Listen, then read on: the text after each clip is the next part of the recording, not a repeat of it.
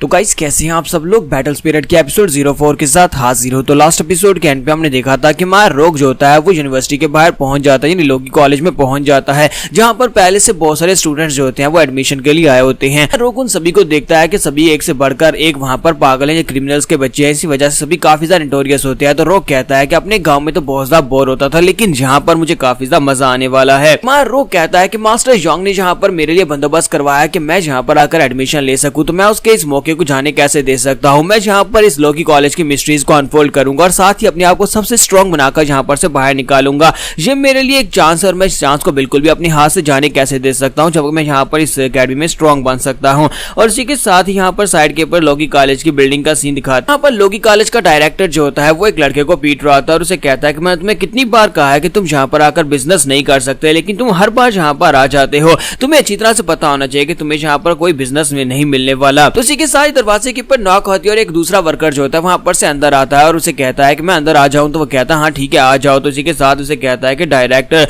देखो मैं यहाँ पर तुम्हारे लिए न्यूज लेकर आया हूं। तो उसे कहता है मिस्टर गाओ बताओ कि तुम्हारे यहाँ पर क्या काम है। तो मिस्टर गाओ उसे कहता है कि बहुत ही जल्दी यहाँ पर सेकंड टेस्ट स्टार्ट होने वाला है, तो क्या तुम यहाँ पर इस टेस्ट को देखने के लिए नहीं आने वाले। तो डायरेक्टर उसे कहता है कि नहीं, मैं यहाँ पर इस बच्चों के टेस्ट को लेने के लिए क्यों आऊंगा, तुम्हें क्यों लगता है कि मैं यहाँ पर छोटे बच्चों के टेस्ट के लिए वहां पर आने वाला हूँ। इसी के साथ मिस्टर गाओ से कहते हैं लेकिन क्या तुमने सुना है कि इस बार जीडो का बच्चा भी यहाँ पर इस टेस्ट में हिस्सा लेने के लिए आया है। तो ये बात सुनते ही प्रेसिडेंट को झटका लगता है। फिर साथ ही मिस्टर गाओ से कहते हैं कि सिर्फ इतना ही नहीं है बल्कि जाई फैमिली का बच्चा भी यहाँ पर आया है, यानी जाई फैमिली का यंग मास्टर भी यहाँ पर इस टेस्ट में हिस्सा लेने के लिए आया है। तो ये बात सुनते ही प्रेसिडेंट कहते हैं इसका मतलब यह है कि इस बार तो काफी ज्यादा मजा आने वाला है। मैं इन दोनों को देखना चाहूंगा कि आखिर इन दोनों के पास क्या खास एबिलिटीज है, क्योंकि दोनों के बाप बहुत ज्यादा खास हैं। और इसी के साथ ही उसे कहता है कि इस बार तो काफी ज्यादा मजा आएगा। और इसी के साथ अनाउंसमेंट होती है, सभी बच्चों को बताया जाता है कि तुम्हारा सेकंड टेस्ट यहाँ पर स्टार्ट होने वाला है। सभी लोग यहाँ पर रूल्स को ध्यान से सुनो। तुम सभी लोगों को यहाँ पर रूल्स बताने वाला हूँ। पहला रूल यह है कि तुम्हें यहाँ पर कौवों को पकड़ना होगा। तो हमारा जो रोग होता है उसकी बात सुनने के बाद काफी हैरान होता है और कहता है क्या हमें यहाँ पर कौवों को पकड़ना होगा।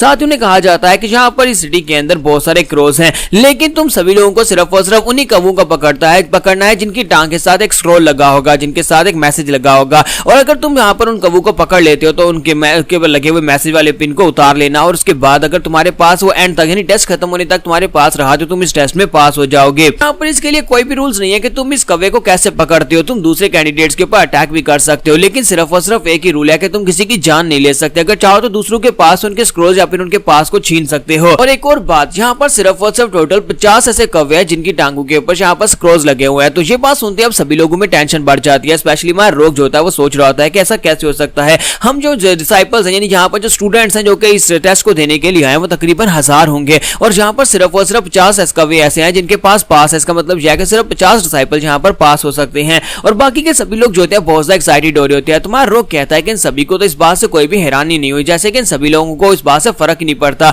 और सभी लोग यहाँ पर अपनी स्ट्रेंथ के बलबूते पर इस टेस्ट को पास करना चाहते हैं। तुम्हारा रोग कहता है अगर ऐसी बात है तो फिर मैं भी यहाँ पर अपना बेस्ट दूंगा। और इसी के साथ सभी डिसाइपल जो होते हैं वहां पर कौवों को घूर घूर कर देख रहे होते हैं और कौवे बेचारे वहां पर उनको देख रहे होते हैं कि अब उनके साथ क्या होने वाला है। और सभी कौवे वहां पर से उड़ना स्टार्ट कर देते हैं और उनको बताया जाता है कि तुम्हारे पास 3 घंटे हैं, 3 घंटे के टाइम में तुम्हें यहाँ पर अपने लिए पास ढूंढना होगा। और यहीं पर मिस्टर गाओ और प्रेसिडेंट को दिखाते हैं कि वो दोनों जो होते हैं वो छत के ऊपर आकर खड़े हो जाते हैं और कहते हैं कि मैं तो वाकई में यहाँ पर देखना चाहता हूँ कि ये दोनों बच्चे इस बार क्या करके दिखाएंगे। उम्मीद करता हूँ कि दोनों यहाँ पर टेस्ट को पास करके हमारी अकेडमी का हिस्सा बन जाएंगे और उसके बाद मैं इन लड़कों को देख पाऊंगा, इनको एग्जामिन कर पाऊंगा। और यहीं पर एक गली का सीन दिखाता है जहाँ पर हमारा रोग जो होता है वो छुपकर देख रहा था कि कोई कौवा यहाँ पर खुद उड़कर आ जाए। और इसी के साथ ही वहां पर इंतजार करते करते वो कहता है कि अब मैं यहाँ पर क्या करूं। मुझे लगता है कि यहाँ पर कौवे को ढूंढना काफी ज्यादा मुश्किल हो सकता है, क्योंकि सिर्फ 50 कौवे ऐसे हैं जिनके पास पास है और बाकी के सभी कौवे तो बेकार हैं। फिर साथ ही वो कहता है कि जाओ जूजी भी यहाँ पर से भाग गया है। मास्टर यांग ने मुझे उस जाओ जूजी को दिया था कि वो मेरे साथ रहेगा, लेकिन वो पता नहीं कहां पर गायब हो गया है। यहीं पर से हमारे रोग को एक कौवा दिखाई देता है जो कि सामने की तरफ उड़कर जा रहा होता है। तो हमारा रोग कहता है कि तो फाइनली यहाँ पर एक कौवा आ ही गया। और इसी के साथ हमारा रोग जो होता है वो जल्दी से जंप करता है और उसे पकड़ने की कोशिश करता है। तो कौवा रोते हुए बड़ी तेजी के साथ भागना स्टार्ट करता है।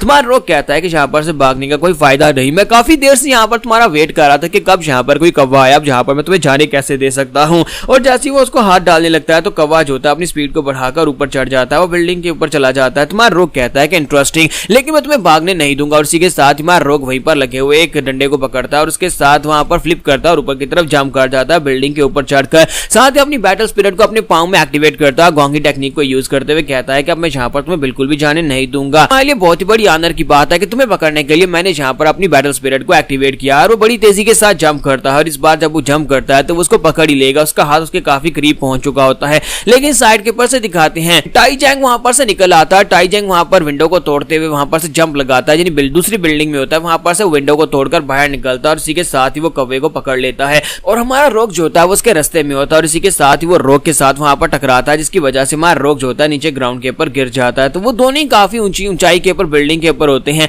तो टाई जैंग तो उस कौवे को पकड़ लेता है, लेकिन हमारा रोग जो होता है वहां पर सीधा नीचे आकर बिल्डिंग के साथ टकराता है, जहां पर वो कचरे में गिर जाता है। और उसके वहां पर गिरने के बाद टाई जैंग उसे कहता है कि बच्चे तुम्हारा बहुत बहुत शुक्रिया जहां पर ये कौवा मुझे देने के लिए। और इसी के साथ इस कौवे की टांग के साथ लगे हुए स्क्रोल को उतार लेता है और कहता है अब जबकि मुझे यहाँ पर पास मिल चुका है और ये कौवा बिल्कुल ठीक कौवा था जिसका मैंने यहाँ पर पीछा किया, अब यहाँ पर इस कौवे को बेच देते हैं। और उसे कहता है कि ठीक है अब तुम यहाँ पर से जा सकते हो, तुम्हारा यहाँ पर कोई काम नहीं है। जबकि दूसरी तरफ दिखाते हैं कि हमारा जो रोग होता है वो बेचारा कचरे के ढेर में जाकर गिरता है, वहां पर से बाहर निकलता है और उसे कहता है कि तुम्हें किसने कह दिया कि तुम यहाँ पर से इस कौवे के पर लगे हुए पास को लेकर जा सकते हो और तुम्हें यहाँ पर थैंक यू बोलने की जरूरत नहीं है, लेकिन क्योंकि मैंने यहाँ पर ये नहीं कहा कि तुम यहाँ पर से जा सकते हो, पहले ये पास मुझे दो और उसके बाद यहाँ पर से चले जाना। और रोग वहां पर अपनी बैटल स्पिरिट को यूज करते हैं, बड़ी स्पीड के साथ उसके सामने आकर खड़ा हो जाता है और कहता है कि चलो जल्दी से अब ये पास मुझे दे दो। जबकि टाई जैंग उसे कहता है कि तुम्हारी स्पीड काफी ज्यादा अच्छी है, लेकिन क्या तुम्हें लगता है कि मेरी फिजिकल बॉडी के सामने तुम्हारी ये स्पीड काम आएगी, क्योंकि मेरी बॉडी आर्मर टाइप है और जहां पर तुम मेरी बॉडी को ब्रेक नहीं कर पाओगे। साथ ही उसे अपना नाम बताता और कहता है कि मुझे जायंट टाई गैंग कहते हैं, अब मरने से पहले तुम्हें यहाँ पर मेरा नाम तो याद होगा कि तुम्हें किसने मारा था। और इसी के साथ ही वो कहता है कि अब मैं तुम्हें दिखाता हूँ कि मैं क्या कर सकता हूँ। और साथ ही वो अपने पंच के ऊपर वहां पर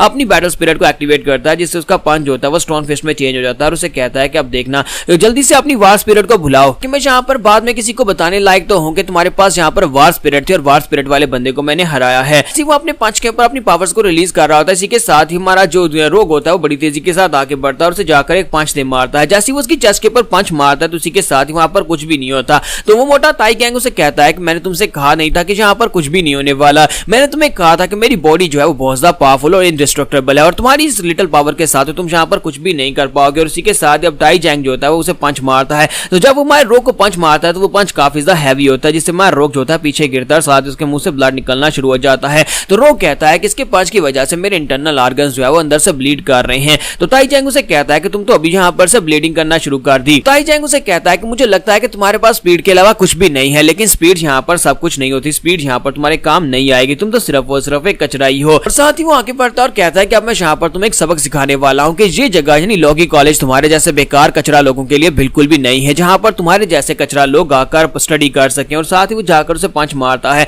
तो हमारा रोग जो होता है वो जल्दी से जंप करते पीछे की तरफ बढ़ता है ताकि उसके पंच को अवॉइड कर सके। तो वो उसे कहता है कि तुम यहाँ पर कब तक बच पाओगे, तुम कब तक यहाँ पर मेरे पंचेस को अवॉइड कर पाओगे। रोग फिर से वहां पर उसके ऊपर अटैक करने के लिए आगे बढ़ता है और उसे कहता है कि तुम्हें किसने कहा कि मैं यहाँ पर छुपने वाला हूँ, यहाँ पर बचने वाला, मैं तो डायरेक्ट अटैक करने वाला हूँ। इस बार हमारा रोग जो होता है उसके मुंह के ऊपर जाकर किक मारता है, लेकिन टाई जैंग की बॉडी आर्मर बहुत ज्यादा पावरफुल होता है, जिसकी वजह से उसे बिल्कुल फर्क ही नहीं पड़ता। यहाँ पर हमारी एपिसोड 04 का एंड करेंगे और नेक्स्ट एपिसोड में देखेंगे कि आखिर हमारा रोग यहाँ पर इस बड़े टाई जैंग को हराएगा कैसे।